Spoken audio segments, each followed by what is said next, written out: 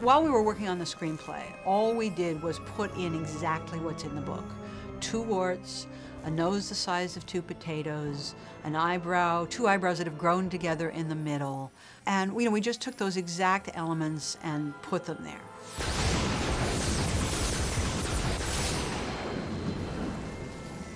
Good evening, Mr. Brown. I am Nanny McPhee. Oh, you're, of course.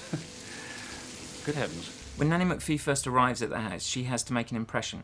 She has to be physically very different to anything that we're expecting, but she also has to be scary. And if she's scary, the prospect of her then confronting the children, who we already know to be very, very naughty, becomes very intriguing. When Kirk came in, that's really when we began to have the discussions of how was this character going to look. And then when we brought in our costumers and our hair and makeup people, that's when we really began to have the discussion. It had to be scary, but not too scary. It had to be funny, but it couldn't be too funny so it was so distracting. But we also had to start off somewhere quite extreme so that we could do all the changes with her and turn her back into Emma at the very end. Today's the full whack, I think, isn't it, Jen? First stage, yeah. So it's the full thing. This is stage 1. Stage 1 of 5. Which is nose 1, earlobes 1, hairy chin wart, eyebrows meeting them in upper lip wart, teeth and plumpers, and also a lower hairline.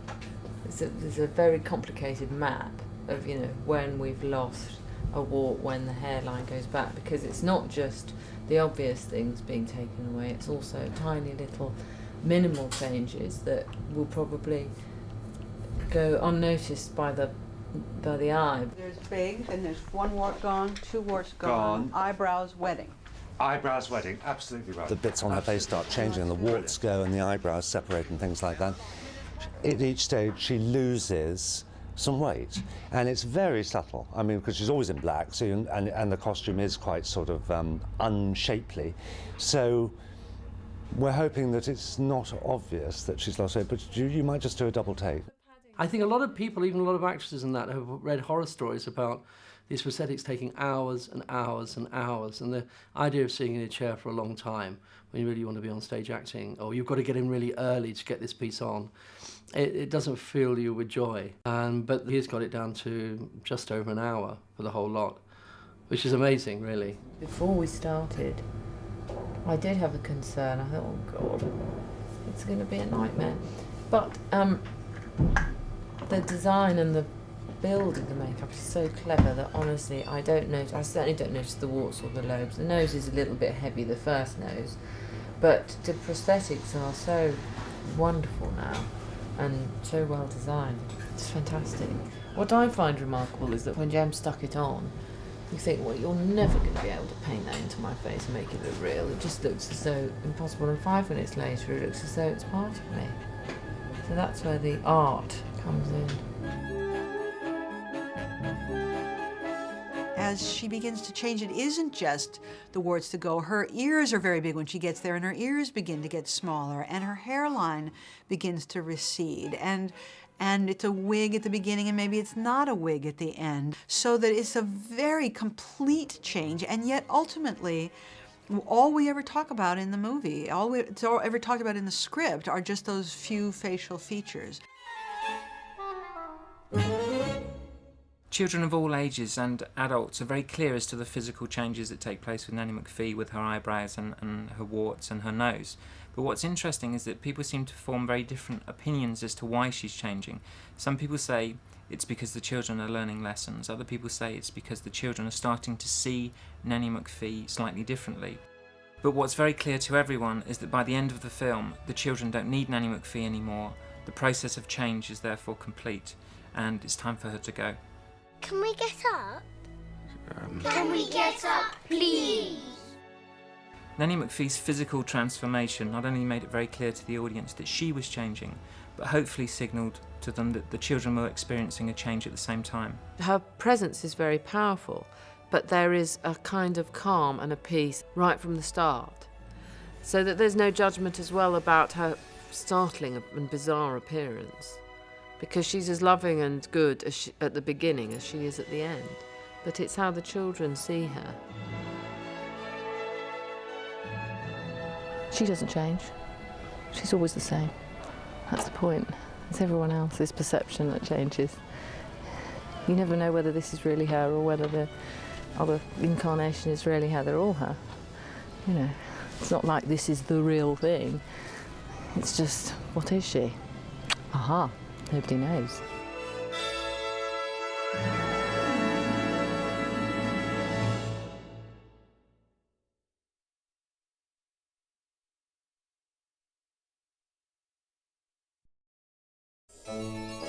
This is the story of my family, of my 7 children who were all very clever, but all very, very, very naughty.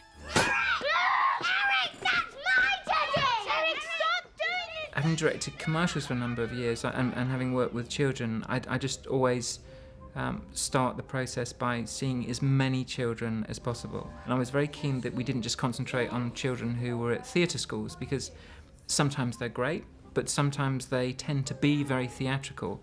And that was something that I wanted to try and avoid in the acting of the children. You get the kids in, I sit them down and I talk to them, you know, and whoever comes across as kind of bright and interesting, you get to come to a workshop.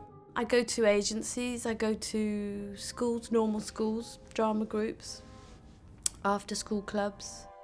We got Thomas Sangster quite early on, so we knew they all had to kind of go down like Russian dolls from him.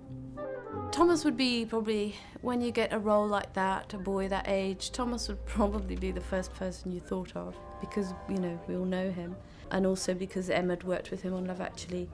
So that helps. As soon as you've got one, it's a bit like doing the border on a jigsaw.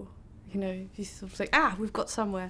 So you fill in all the other bits. We looked at hundreds on tape. We then started bringing them in and selecting from those hundreds, getting down probably to about 100 children, which we brought in and worked through probably about 6 workshops. He just doesn't do anything for us anymore. He does everything for you. Oh, just like a girl. Yeah, go on, cry. That's so typical of you. It's very, very important to get the casting process right, because those children had to work, I think we were shooting for about 20 weeks. They have to be committed, they have to be interested in what we're doing, and they have to be very professional and grown up, which isn't something which, you know, you would normally associate with a 7-year-old child. It was a real issue to try to find the right child for each part in terms of looking right, behaving right, being the sort of icon of that child, but also somebody who was going to love acting and who was going to love being around 120 people every day and who was going to look forward to doing it every single morning for months and months and months. I have found over the months that I've become much more interested in watching them than anybody else, because they're engaging, totally engaging. They're so interesting to watch.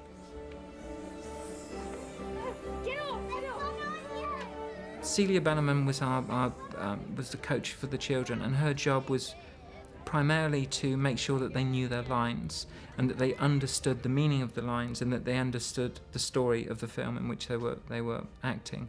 And I don't think the shoot would have gone, well, I know the shoot wouldn't have gone as smoothly if it hadn't have been for her. Obviously they were very well cast, so my job's been is to get them to a stage where they can act when they get onto set. Kirk was obviously very keen on them, and one could see that you know, that there was definitely that they would be able to do it with a bit of practice. I'm very excited about seeing a read-through with everyone. We're pretty much cast from a production point of view. He's very good with them, you know, because he makes them laugh a lot and they adore him, and you know, and it's very relaxed, which is very nice. Except, you know, if they get a bit out of order, he's really good at calming them down. I'm Sam, and I'm playing Sebastian. I'm Jenny, and I'm playing Lily. I'm Raphael, and I'm playing Eric. I'm Eliza, and I'm playing Tora. I'm Thomas, and I'm playing Simon. My children.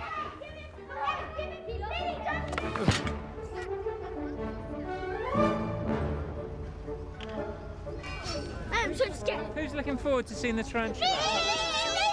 Are you sure? Well, we're here because there are some animals in the film. Why did I write this? There's 7 children and a donkey, a pig, 2 dogs, a tarantula, a chicken, and they all have to do things, you know.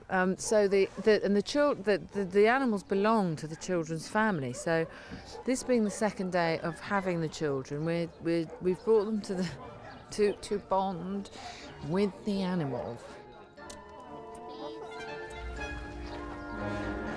Well, I spent a lot of time with the children. I also thought it was important that we worked together, almost to try and create a family relationship, because these children needed to appear on screen as a family. And I thought that was fine, but that in order for them to do that, they needed to spend a lot of time together. And I remember we went out to the London Eye, and we went on trips, and I had dinner with them, and we would eat together, and we would rehearse together. The point is, we've got to keep everything together for a long, long period of time. And it's the children, you know, they're so amazing, really. But they're very, very different, and it's just making sure that they all continue to get on. Although in any normal family, there will be, inevitably, patches when they don't. Hurry up! Tie it, Chrissy! The kids are mischievous, mean, you know, just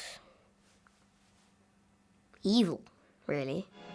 Children, where's Aggie? They've been specifically written as completely different characters, and so so they all work together. So like you have Thomas, who's playing Simon. He's the team leader. He's the one who rounds them all up, thinks of the ideas, all the naughty things. You know, he leads them. Never mind that. There's no more nannies. He's angry at his father that his mother's died, that it's not his fault. You will leave me this instant. Go home at once. Go home. You never listen! And then you've got Lily, who is like a romantic bookworm. Lovingly. He took her lovingly by the hand. And then you've got Raffi, who plays Eric, is like a scientist. He's like an 8-year-old going on 90. He's sort of half brainy, half philosophical sort of kid. I think the turning point was definitely eating the baby. Well done, Eric. And then there's like Chrissy and Sebastian. Ooh, she is brave, but she's quite sad because Mum died. Don't do that, darling. That's my sore bit. You seem intent on distressing me, so now I'm going to distress you. You are to go to bed immediately. Before supper, I'm playing Sebastian, and I'm basically the really hungry character. He always likes to be cheeky. He always sneaks down to the kitchen with the others, and he sometimes does stuff in the kitchen that's really, really naughtier than the others. The A, B and C camera comma marks. Sam who is a sort of law unto himself, and a child whose rhythms and thoughts, I mean, I've never come across before. He's just extraordinary, but Kirk put a rule into place, which was, when we're shooting, please don't ask any questions that aren't absolutely necessary, because we haven't got the time. And we were all on the beach in dreadful weather at Lulworth Cove, and the children were sort of shivering away. We were all sitting there and trying to get shots in, and there'd be a little bit of sun, and Kirk said, right, now, listen up. We've got to do this. And Sam was sitting... And Kirk said, what is it, Sam? Is it an important question? And Sam said, yes, it is. He said, all right, well, ask it, because we've only got it. And Sam said, what's going to be in my bun? Which was a very important question for him, because it could have been something very unpleasant that he didn't want to have anything to do with, and he had to eat a bun. He wanted to know what was going to be in it. OK, Sam, so try and undo the string. I think probably, if I was honest, there were 2 occasions during the whole 20-week shoot where I had to sit them down. Not so much the older one. I mean, Tom Sangster was extraordinary and is just like an adult actor, as is Eliza Bennett. But the others, quite naturally, as younger children, over the 20 weeks, I felt just lost their concentration on a couple of occasions. And we sat down, and I was very honest with them. And I just said, look, you know, you need to get back to where you were when we first started filming. It's very, very hard. It's exhausting. I thought it'd be much easier, you know. Only do 1 take for each shot. You know, you only do the scene, actually shoot the scene once, and the cameras would be everywhere. In the editing, they just take the cameras off. It was nothing like that. 1, take 2. AC camera mark. B camera marker. Good. Mayhem. Ready, set it, action! We got Cut them! I admire them very much for coping with what is, after all, not a child-friendly environment. You know, it's dark, it's dusty, it's hot, very, very hot when the daylight lamps are on. You've got to concentrate, you have to be quiet. And they just have dealt with it like real troopers. Each scene that we have with the children, I look at it and I can see all of the things that could possibly go wrong. I mean, even if we're in the studio, you know, there's all of the tight restrictions, as always, with their education and the amount of time I have with them, and how tired are they, and are they getting bored, or are they getting, are they overexcited? In general, they're very, very good. They're kids and they like to have fun and have a play around, but as soon as they come onto the set, in general, they're very, very good. The kids are great on the whole. It is exhausting, really, trying to get 7 children, including an infant, all to be concentrating all the time that you need them to, and you really can't expect that. But you couldn't have a more professional lot of kids, really. They're pretty fantastic. The children are marvellous. 7 little kids who are not professional, some of them. 1 or 2 of them are, but the others aren't, and they're simply marvellous. They're very talented, and just, I don't know how they do it. I don't know how they go to school for 3 hours in the day and then come back and do filming. They've been great. I think there was one day where Sam didn't want to put jam in his face, but I think that's understandable. It'll be very odd for them not to have each other. It'll be odd for all of us not to have each other because, oddly enough, the film, being about family as it is, has become a very strong, close-knit family. Here we go, ready? Look at me and I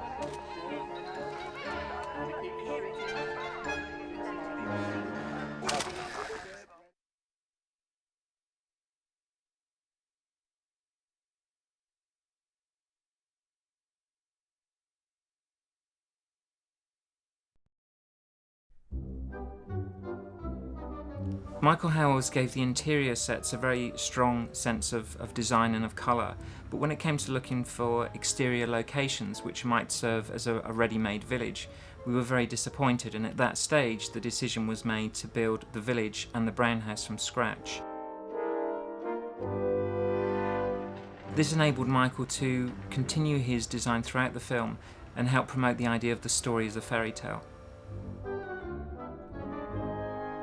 There were several decisions that went into the decision to build it rather than find it. One is that it's very hard to find any place, even in England, where you don't see power lines, where you don't see parking meters, where you don't see some signs of modern lives.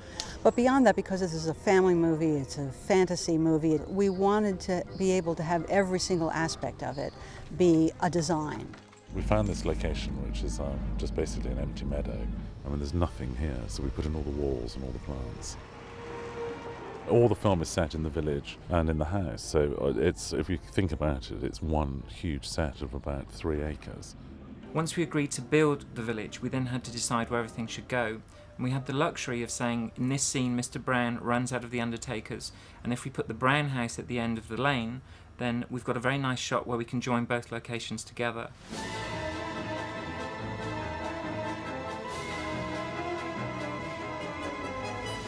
I think it all helps. If an audience sees a story taking place in a real space, then it can only help them to believe in the world in which the story is set.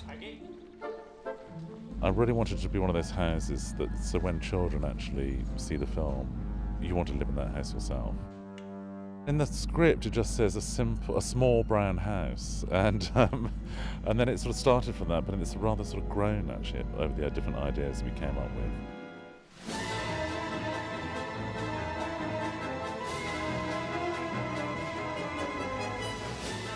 I mean, the house has got 40 tons of steel in it, so it needed a lot of planning.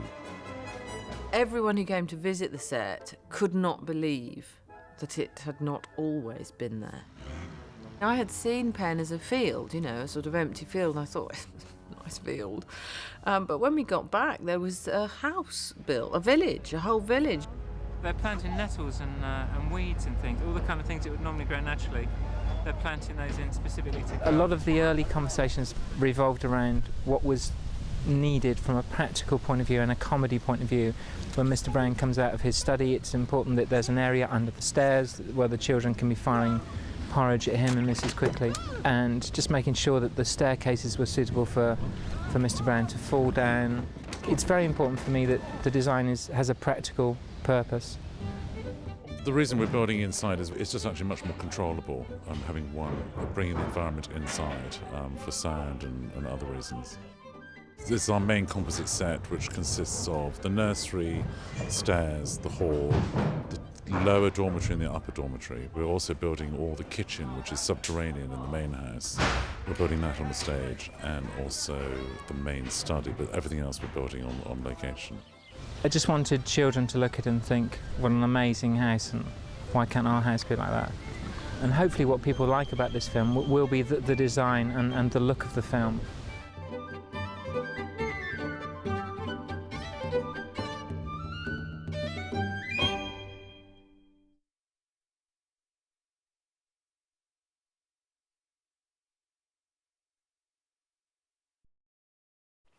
Your children are out of control, Cedric. On Remarket, 696, take 1.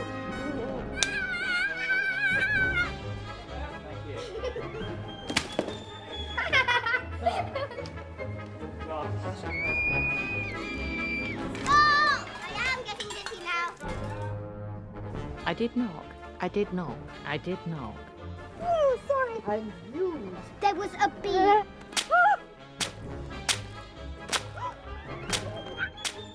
Not that cake! I didn't spend my life in the army for this! I love the lot of you! Lolly, yay! I've had it. Of course you can. Of course you can. Of course you can. Stop that at once. Right. 75, take 1, A and B cameras, come on, mate. As you know, Cedric, my word is my whatever it is. I can't remember my lines now. Two girls pouncing on the path. Pouncing? Let's go back a bit.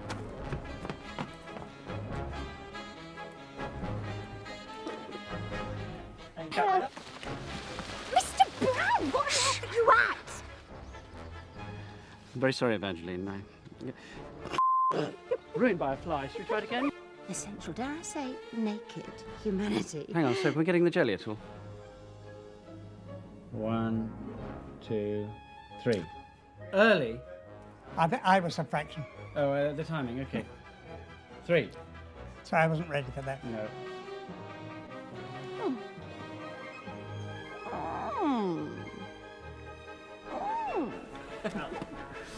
Oh my God, too well.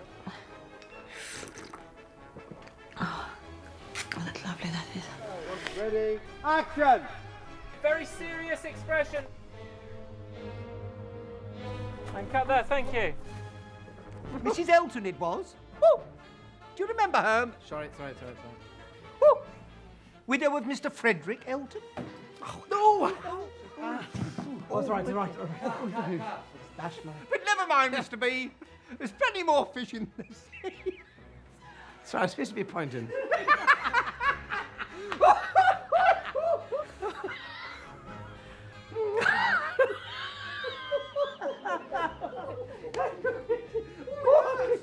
Stop it, please.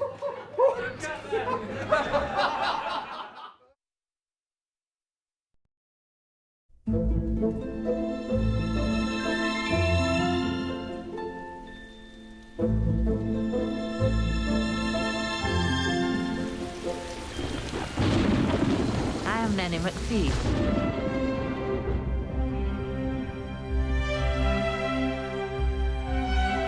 The film Nanny McPhee was written for the screen by Emma Thompson, the Academy Award-winning screenwriter of Sense and Sensibility. Just as Sense and Sensibility was adapted from a book by Jane Austen, Nanny McPhee was adapted from 3 children's books by Christiana Brand: Nurse Matilda Goes to Town, and Nurse Matilda Goes to Hospital. Many aspects of the movie originated in the 3 books. Some of the adult characters are there, including Mr. Brown, Aunt Adelaide, Evangeline, and the cook. scenes such as the children faking the measles, dressing up the donkey, and Aunt Adelaide's attempt to take one of the girls away. Then, of course, there's Nanny McPhee's dreadful appearance and the mysterious changes that occur as the children become less naughty. She was very ugly. The ugliest person you ever saw in your life. But what you noticed most of all was that she had one huge front tooth, sticking right out like a tombstone over her lower lip.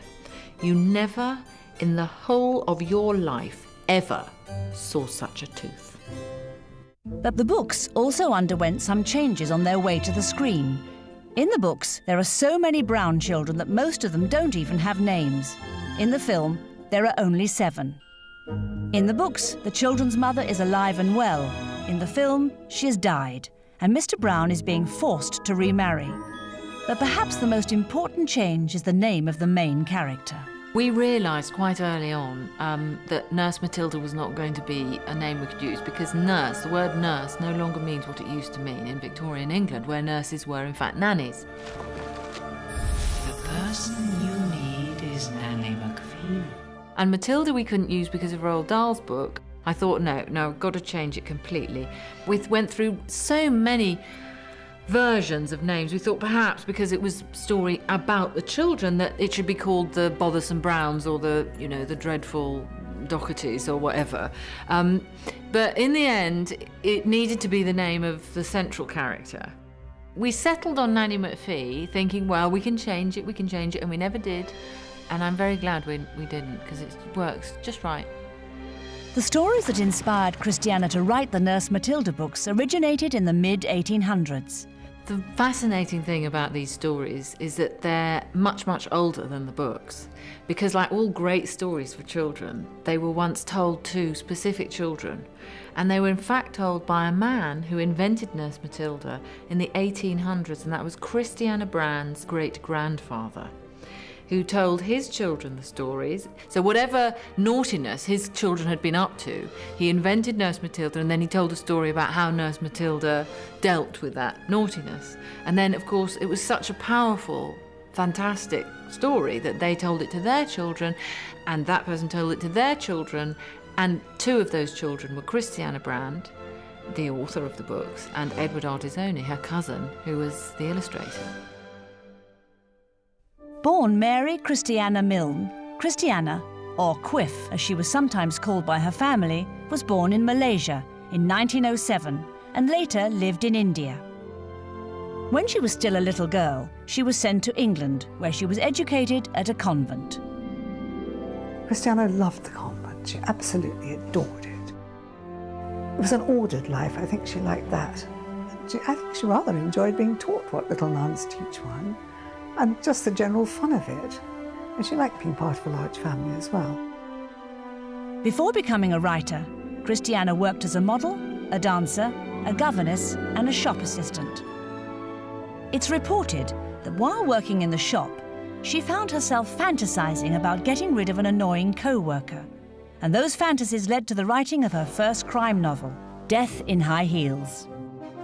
She eventually became very well known for her crime novels, which were highly acclaimed and won prestigious awards both in England and America.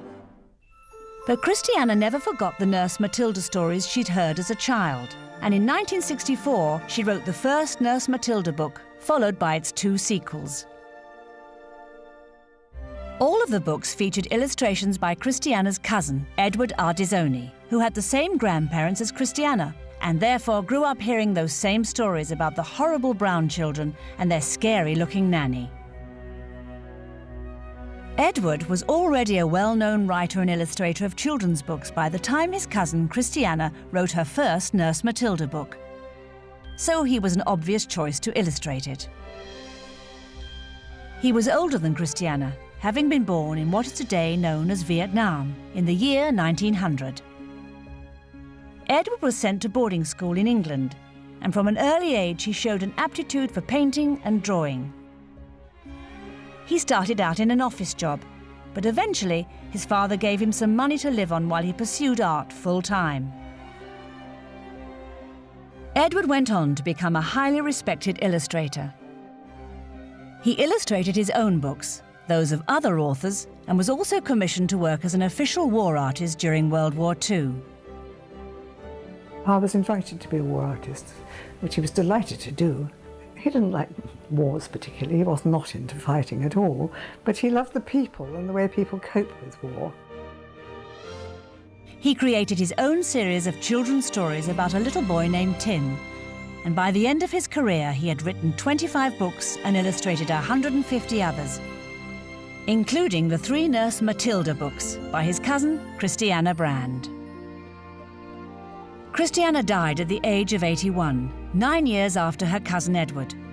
We're all enormously proud of Christiana and Edward's achievements. I shudder to think of the effects of Nurse Matilda on a modern nursery, but at least children enjoy it, and they're very proud of them indeed.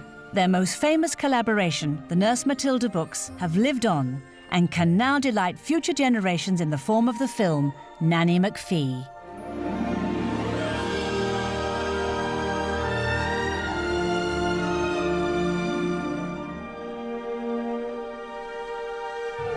Good night, children.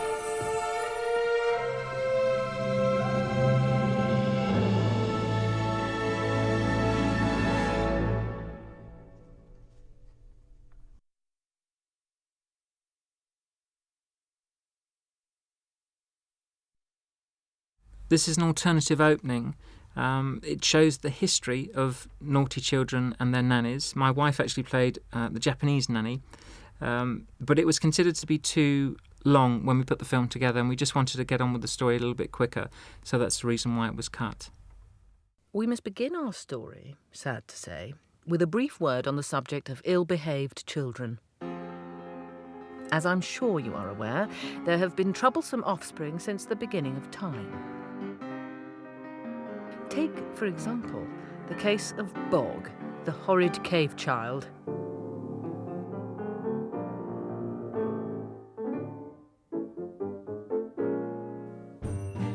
Or, for instance, little Achmet and Ramses, the vicious twins of ancient Egypt.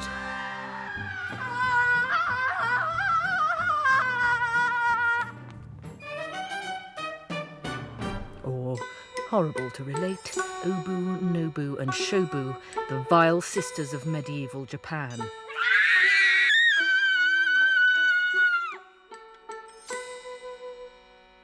So many stories, so little time. Let us turn, therefore, without further ado, to the Brown children of Finchley Lane in the London suburb of Totteridge, whose legendary unpleasantness we are about to examine in greater depth. The Brown children, whom we shall meet momentarily, were all very clever and all very badly behaved. They...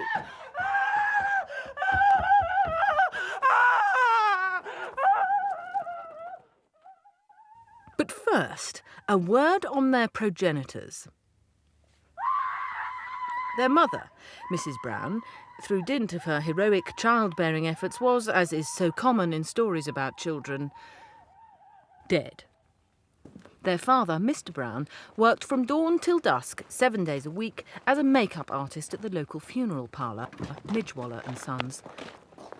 Unfortunately, the wage from this establishment could not begin to cover the costs of 7 children, which was why his income was amplified by a monthly allowance from his late wife's aunt, Lady Adelaide Stitch. A worrier by nature, Mr. Brown had thought that his family crisis could not possibly get worse. He was wrong. They've eaten the baby! Derek Jacobi and Patrick Barlow's double act as Ween and Giles was proven to be so entertaining that Emma wrote another scene.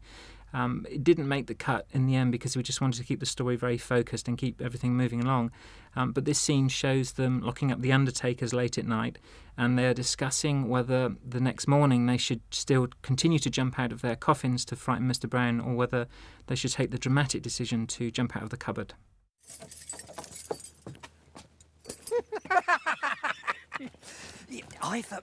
I've had a bit of an idea, Mr. Giles. What's that then, Mr. Queen? Well, next time, let's hide in the cupboard. in the coffins? No, the cupboard. It's unexpected, see? I mean, he won't be expecting us. If you catch my drift. Am I sensing concern, Mr. Giles? I admit I am concerned, yes, Mr. Wheen. You read me right as ever. It's just that coffins is more humorous than cupboards, to my way of thinking.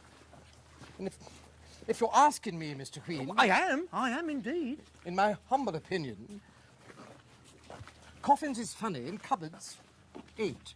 Oh, right you are, Mr. Giles, right you are. Coffins it is. Mr. Brown left early this evening. He did, without bidding us adieu, I noted. Odd, that. Very odd. This next scene was filmed for a couple of reasons. First of all, it showed Evangeline attempting to post a letter to Mrs. Quickly, but there were a number of letters featured within the film, and at one point we found that the letters were getting very confusing, so that's one of the reasons why we cut this scene. But the other reason why this scene was written and filmed in the first place was to throw Evangeline and Mr. Brown into a more intimate situation than they would normally be used to. This was to give the audience the sense that Mr. Brown and Evangeline might be becoming more romantically involved with each other. But when the film was put together, it was clear that the performances from Colin and Kelly were doing this anyway, so that it didn't seem necessary to show them getting closer in the scene. Listen to this, dear. I am coming with the express intention of easing your financial burden. Maybe she's thought the better of my having to remarry. Cost of a wedding and so forth. Perhaps I won't have to go through with it after all. Mrs. Quickly. Evangeline.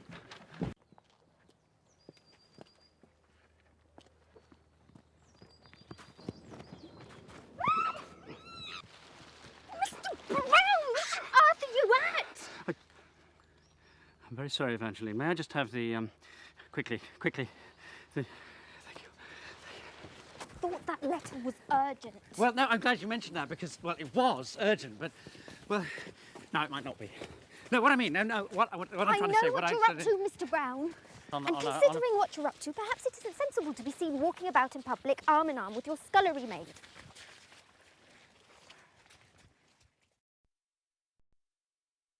Once the children have prevented Mr. Brown from marrying Mrs. Quickly, Mr. Brown soon realises that Aunt Adelaide's allowance is about to stop. So he starts to gather a number of possessions together in his house with a view to selling them. And we introduce a character called Mr. Saplis, who's a very dodgy local businessman. I'd worked with David Kelly on Waking Ned, and he'd very kindly agreed to come over from Ireland to play this very small part, which made it even more difficult to cut the scene. But when we looked at the film as a whole, it just became very confusing to introduce a new character for such a short scene. Nice face, this. Oh, no, I'm sorry, I couldn't possibly part with that. That's... Excuse me, could you not?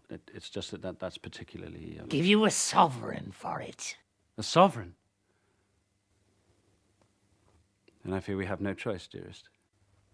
Did you just call me dearest? In an attempt to explore the double act between Wheen and Giles, I improvised a scene where they were handing a letter over to Mr. Brown. But again, this was one of the letters that we felt were confusing the plot of the film, and unfortunately, although this is a very fun scene, it had to be cut.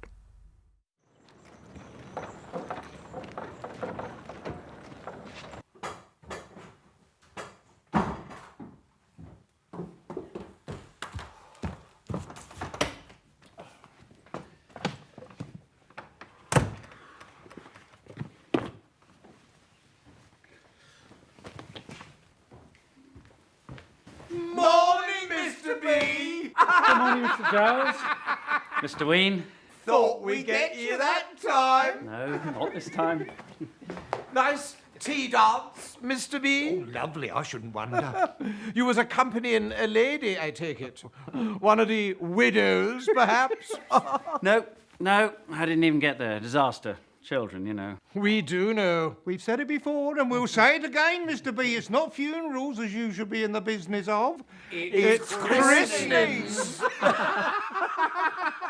Oh, another lady dropped by this morning with a billy-do for you, Mr. B. Oh. Mrs. Elton it was. Oh. Do you remember her, Mr. B? Oh. Oh. Widow of Mr. Frederick Elton? She was in a right old lather, she was. Oh, but don't worry, Mr. B. Plenty more fish in the sea. Good morning. Just excuse me a moment, would you? Dear Mr. Brown, I sat at Mrs. Riley's entirely alone for 1.5 hours yesterday, and can only say that a person who has subjected me to that degree of social embarrassment should not be asking for second chances.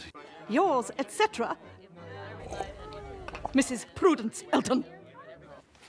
Oh dear. Oh dear, oh dear, oh dear. What's your wife like? Never mind. Less than a month to go, there's nothing for it. It'll have to be that woman. The dreadful one. One of our editors put together a version of the Tea Party and presented it in a way so that it looked like a silent movie. He sped up the action and made it black and white. And it was a lot of fun, and we tried it in one of our screenings, but we found that it confused some of the children to have such a dramatic change in style. But it's worth looking at anyway.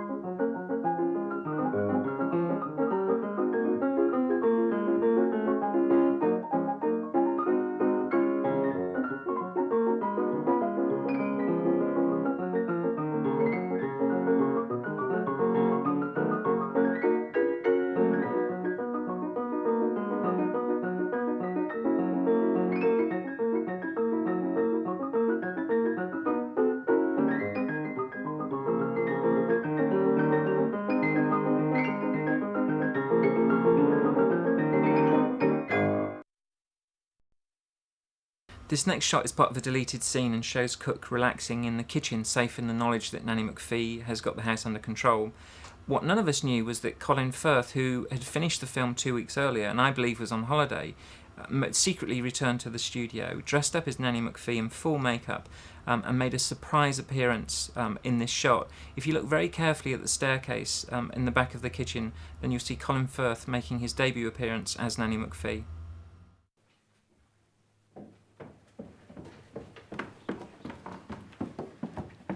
Lesson number 6. When you've finished a job, stay away and never, ever, ever come back.